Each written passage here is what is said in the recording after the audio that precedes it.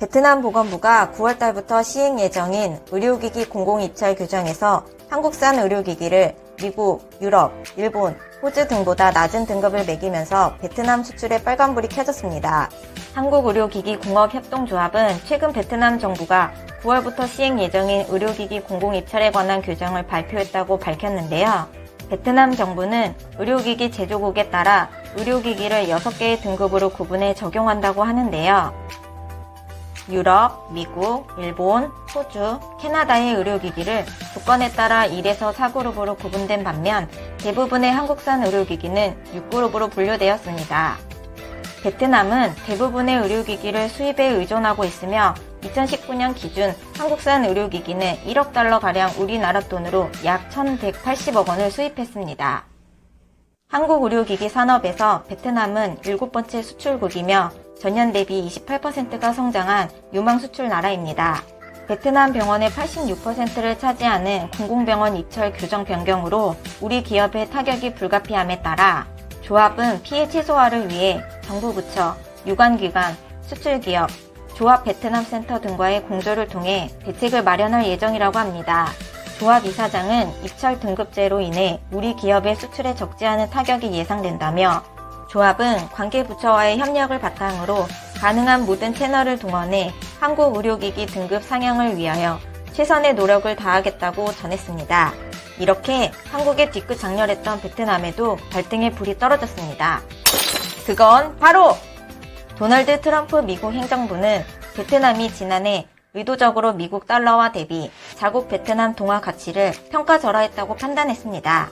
이 같은 판단을 상무부에서 보조금의 형태로 인식할 경우 미국은 베트남에 대해 상계 관세를 부과할 가능성이 높아 보입니다.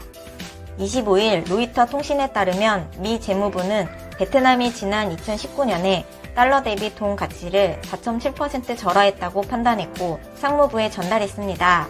미 재무부는 상무부의 수입산 자동차 타이어 보조금 조사에서 사실을 확인했습니다.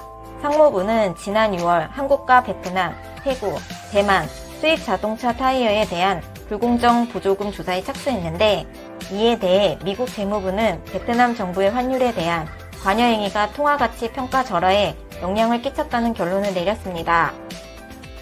구체적으로 재무부는 상무부에 보낸 서한에서 베트남이 중앙은행을 통해 지난해 220억 달러를 매입했는데 이것이 베트남의 실질 실효 환율을 3.5에서 4.8% 떨어뜨렸다고 분석했습니다.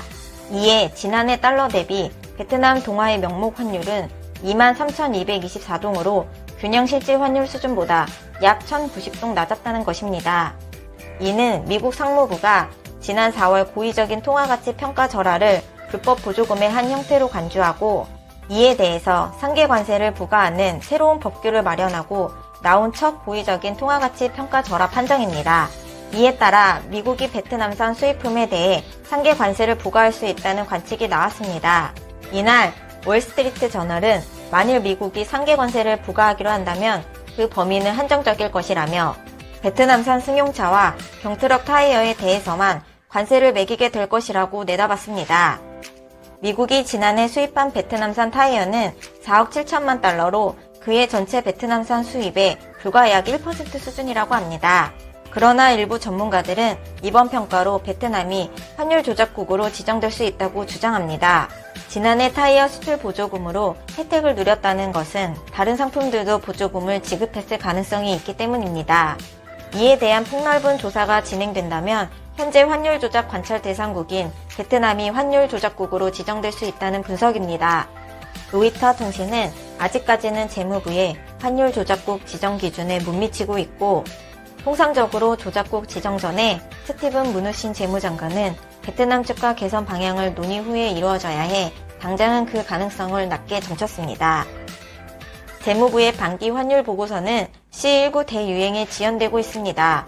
보고서는 매년 4월과 10월에 주로 발표됩니다. 과연 베트남의 운명은 어떻게 될까요? 여러분의 생각은 어떠세요? 오늘의 영상은 여기까지입니다.